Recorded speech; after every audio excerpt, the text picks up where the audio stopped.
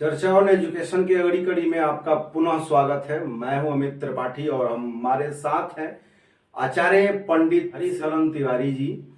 आइए करते हैं बातें इनसे, संस्कृत का क्या महत्व है। ये हमारे साथ जुड़े रहिए। पंडित तिवारी जी, आपका बहुत बहुत धन्यवाद हमारे चैनल में जुड़ने के लिए। आप थोड़ा सा एक परिचय दे दीजिए। मैं आचार्य पंडित हरिशरण तिवारी 15 वर्ष से कर्मकांड में हूँ और अनुष्ठान गृह प्रवेश सारी पूजाएं हमारे ही माध्यम से इस गांव में होता है। पिछले 15 वर्षों से आप कार्य कर रहे हैं, ये तो काफी बहुत अच्छा अनुभव है। मैं चाहूंगा कि पंडित जी बताइए है कि पहला क्वेश्चन है कि संस्कृत शिक्षा को लेके आपका क्या विचार है और उसका थोड़ा सा संक्षिप्त इतिहास क्या रहा है।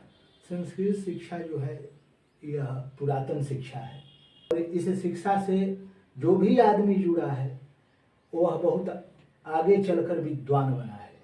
यह भाषा जो है यह देवताओं की भाषा, संस्कृत भाषा देवानाम भाषा वर्तते। यह भाषा देवताओं की है और इस भाषा से ही देवता लोग प्रसन्न होते हैं। तो संस्कृत भाषा जब देवताओं की भाषा है तो मानव की भाषा क्यों नहीं। इसका महत्व सबसे बड़ा है भाषा के लेकर। जी, चलते हैं अगली कड़ी की ओर। इसका आज के जीवन, आज के परिवेश में लेकर संस्कृत शिक्षा के बारे में आप क्या कहेंगे। इस भाषा से बहुत कुछ मालूम होता है। इतना मालूम हो जाता है कि आप क्या करना चाहते हैं, आपके मन में क्या है, यह भाषा बताता है। पूछिएगा कैसे? तो श्लोक है, मातृवत परदारेषु परद्रव्येषु लोष्टवत आत्मवत सर्वभूतेषु यह पश्यति स पंडितः। पंडितों का लक्षण होता है कि दूसरे के माता को अपनी माता के समान समझे। मातृवत परदारेषु परद्रव्येषु लोष्टवत, और दूसरे का जो धन है वो उसे ढेला के समान समझना चाहिए। मातृवत परदारेषु परद्रव्येषु लोष्टवत आत्मवत सर्वभूतेषु, और अपनी आत्मा के समान दूसरी को आत्मा को जो समझता है वही असली पंडित है। विद्या में पारंगत होता है, उसी का नाम पंडित है। पंडित का अर्थ विद्वान होता है। तो जब विद्वान आप हैं और संस्कृत का ज्ञान उपार्जन किए हैं तो आपको सबसे पहले जब श्लोक सुनाया जाएगा तो श्लोक के माध्यम से यह मालूम हो जाएगा कि अगला लड़का का क्या विचार है, क्या भाव है। नौजवानों को चाहिए कि श्रीमद् भागवत महापुराण के कम से कम 1 श्लोक, 2 श्लोक, 4 श्लोक, 5 श्लोक की जानकारी हो। क्योंकि श्रीमद् भागवत महापुराण में कहा गया है कि निगम कल्पतरोल गलितम फलम सुख मुखाद्रमितम द्रव संयुतम पिबत भागवतम रसमालयो मुहुरहो रसिका भोवे भावुकः। कहने का तात्पर्य कि श्रीमद् भागवत महापुराण के 1 श्लोक आप जानिएगा, उसको पान कीजिएगा तो आपका जो मस्तिष्क है उसमें नाना प्रकार के इतने शब्द आ जाएंगे अच्छे अच्छे कि उसका वर्णन करना शब्दों से मुश्किल है। कंठोपनिषद कहता है, संस्कृत भाषा कहता है कि सबसे पहले संस्कार सीखो। संस्कार में क्या होता है? कंठोपनिषद ने साफ शब्दों में कह दिया कि मातृदेवो भव, पितृदेवो भव,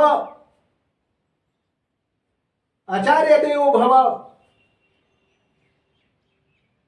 तो सबसे पहले माता को देवता समझो, उसके बाद पिता को अथवा आचार्य को देवता समझो। यह संस्कृत भाषा में ही ऐसा संस्कार सिखाया जाता है, अन्य भाषाओं में ऐसे देखने को कभी नहीं मिलता है। उपनिषद ने कहा कि ये अन्वद्यानि तानि कर्माणि तानि सभ्यतानि नो इतराणि।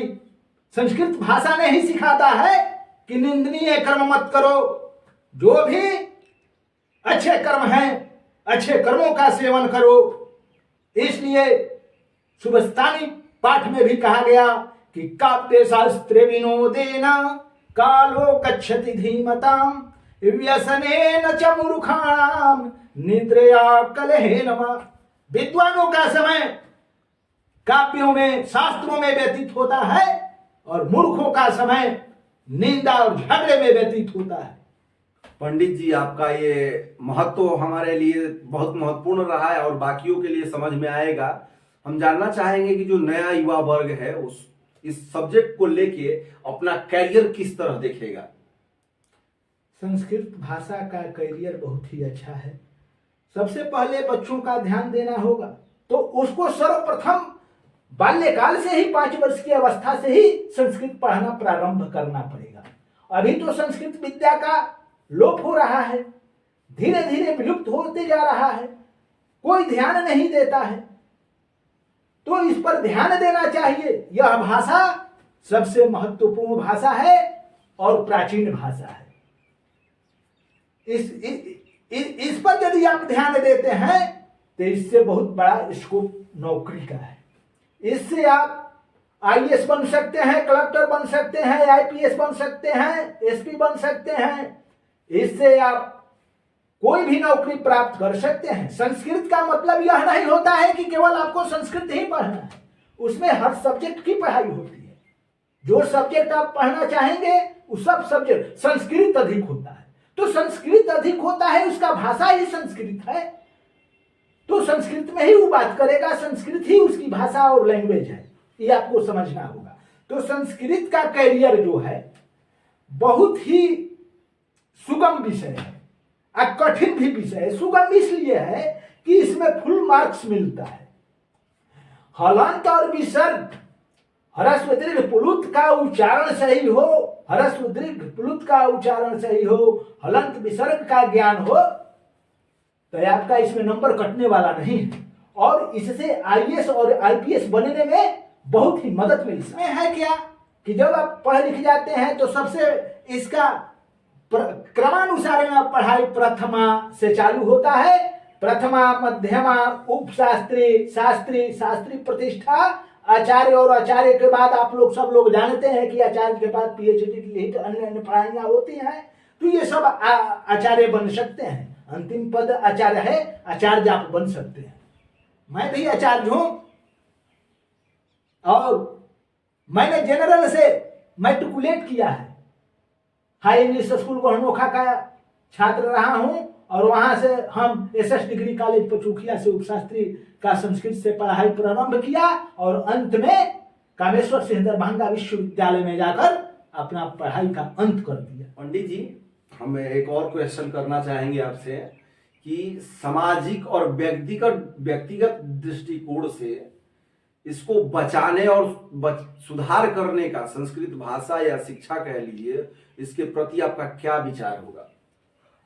हमारा विचार यही है कि सबसे पहले यह देखा जाए कि यदि गांव लेवल का है तो गांव लेवल से, शहर लेवल का है तो शहर लेवल से, इस तरह मिला जुला कर हमको देखना है कि यदि हम गांव के हैं तो गांव में हमारे कौन मध्यमा हैं, कौन उपशास्त्री, शास्त्री, आचार्य हैं। तो इन सबको मिलकर गांव में जितने बच्चे हैं उनके यहाँ आगाह करना चाहिए कि आप बच्चे हैं, उनके गार्जियन से कहना चाहिए कि लड़का को विदा कीजिए और वे लोग आपस में मिलकर कम से कम प्रतिदिन एक एक आदमी, सप्ताह में 7 दिन होते हैं, एक एक आदमी यदि एक एक दिन क्लास ले लेंगे तो बच्चों की संस्कृत की पढ़ाई अच्छी तरह से सुचारू रूप से चलेगी। और वहां से उसका जब बेस मजबूत हो जाएगा तो उसको कहीं मठ में डाल दिया जाएगा जहां मठ रहेगा, नहीं मठ है तो मठ खुलवाया जाएगा है। उसके बाद हम लोग विद्यालय जाएंगे, महाविद्यालय जाएंगे, विश्वविद्यालय जाएंगे। तो लड़का का जब बेस मजबूत हो जाता है तो वह महाविद्यालय, विद्यालय चला। संस्कृत भाषा जो है वह देवताओं की भाषा है और देवता लोग भी इस भाषा पर प्रसन्न रहते हैं। मूर्ख भी विद्वान बन जाता है। पूछिएगा कैसे? तो उपमा कालिदासस्य भारवेरर्थ गौरवम नैषधम पदलालित्यम माघे संति त्रयो गणः। कालिदास तो मूर्ख थे लेकिन अंत में जाकर विद्वान हुए। कैसा भाषा है? देवताओं की भाषा है। देवता कालिदास पर प्रसन्न हो गए, मूर्ख भी विद्वान बन गया। जी, हम जानना चाहेंगे कि सामाजिक और व्यक्तिगत तो हो गया, लेकिन अभिभावक को बच्चों को प्रोत्साहित करने के लिए, संस्कृत में बढ़ावा देने के लिए उनको क्या करना चाहिए, आप चूंकि आप भी एक गार्जियन है, और बाकी गार्जियंस के लिए क्या है होगा, बच्चों के लिए क्या होगा? गार्जियन को चाहिए कि सबसे पहले बच्चा का पाठशाला घर ही है, तो घर में उन्हें अपने बच्चों को संस्कार सिखाना चाहिए, क्योंकि संस्कृत में संस्कार ही है। तो जब संस्कार सिखाएंगे, संस्कार का अर्थ होता है बच्चा उठता है तो सिखाइए कि सबसे पहले माता पिता को प्रणाम करे, उसके बाद जो कार्य है नियमानुसार कार्य करे। तो वह जब सिद्धांत पर आ जाएगा तो अपने आप सब कुछ सुधर जाएगा, ठीक हो जाएगा। गुणा सर्वत्र पूज्यन्ते पितृवंशो निरर्थकः वासुदेवं नमस्यन्ते वसुदेवं नमामः। अब अभिभावक कहते हैं कि बेटा यदि तुम संस्कृत पढ़ते हो, गुणवान होते हो, तो तुम्हारी पूजा सर्वत्र होगी, क्योंकि कुल खानदान की पूजा अपने गांव में ही होता है, राजा का पूजा अपने गांव में ही होता है, और विद्वान का पूजा सर्वत्र होता है। क्योंकि वसुदेव की पूजा कोई नहीं करता है, और वसुदेव का अर्थ होता है श्री कृष्ण के पिता, और वासुदेव का अर्थ होता है श्री कृष्ण। इसलिए श्री कृष्ण का पूजा सभी लोग करते हैं, सभी लोग प्रणाम करते हैं, क्योंकि उनमें गुण है। तो गुण के चलते और विद्या के चलते उनको सभी लोग नतमस्तक करते हैं। इसलिए सभी लोगों को कम से कम संस्कृत पढ़ना चाहिए, विद्वान बनना चाहिए, विद्वान बनकर बहुत बड़ा पद प्राप्त करना चाहिए। पंडित जी, आप हमारे चैनल में आए, अपना बहुमूल्य समय दिए, उसके लिए बहुत बहुत धन्यवाद। वॉइस ऑफ रोहतास चैनल को मैं धन्यवाद देता हूं, और आशीर्वाद के रूप में दुर्गा सप्तशती के मंत्र से तत्र तत्रार्थलाभश्च विजयः सार्वकामिकः यं यं चिन्तयते कामं तं तं प्राप्नोति निश्चित। पंडित जी ने तो अपना आशीर्वाद दे दिए, और उम्मीद करता हूं कि आप भी समझे होंगे। आपके चैनल का मैं बहुत प्रशंसा करता हूं कि आज तक हम बहुत जगह गए, लेकिन ऐसे रोहतास वॉइस चैनल पर हमने कभी नहीं देखा कि इतना ढंग से प्रश्न किया जाए। अपना और अपनों का खूब ख्याल रखिए, लाइक, कमेंट और सब्सक्राइब करके हमारा मनोबल बढ़ाते रहिए। धन्यवाद।